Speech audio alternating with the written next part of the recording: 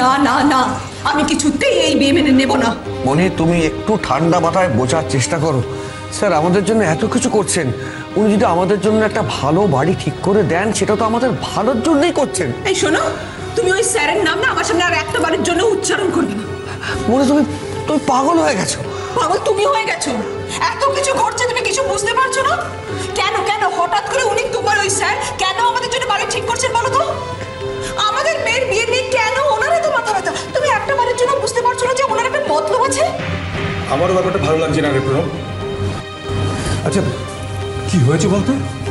তুই কি কিছু লুকোচ্ছিস আমাদের কাছ থেকে? না না শোন, সেরকম হলে প্রয়োজনে আমরা এই বিয়েটা দেবো না। ঠাকুরপো চুপ করে থেকো না, বলো না ভাই কি হয়েছে? না না, এই বিয়েটা হবেই। এই বিয়েটা হতেই হবে। বেশ, তাহলে আমিও তোমাকে বলে যাচ্ছি, আমি দেখে নেব কেমন করে তুমি এই বিয়ে দাও।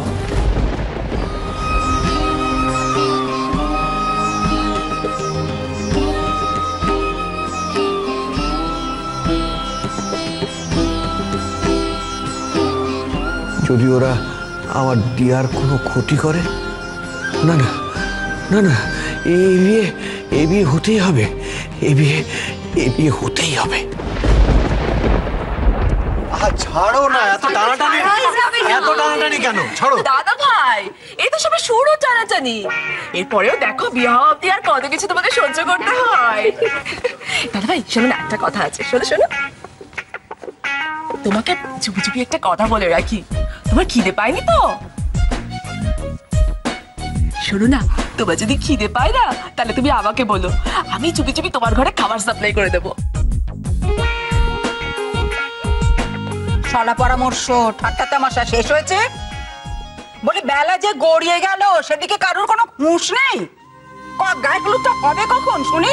হ্যাঁ, যাও সঙ্গে নিয়ে যাও, বাইরে বাগানে নিয়ে চলো। কখন হবে এই সমস্ত?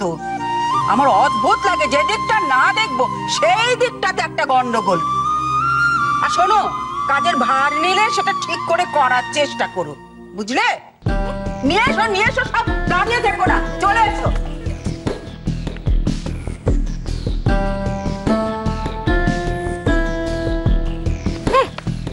শুরু হলো আমার কর্তৃত্ব ফলানো।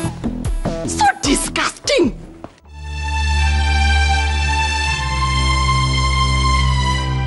জানি না কেন আমার এখনো বিশ্বাস হচ্ছে না যে আর্যদা আর তৃণার বিয়েটা হতে চলেছে।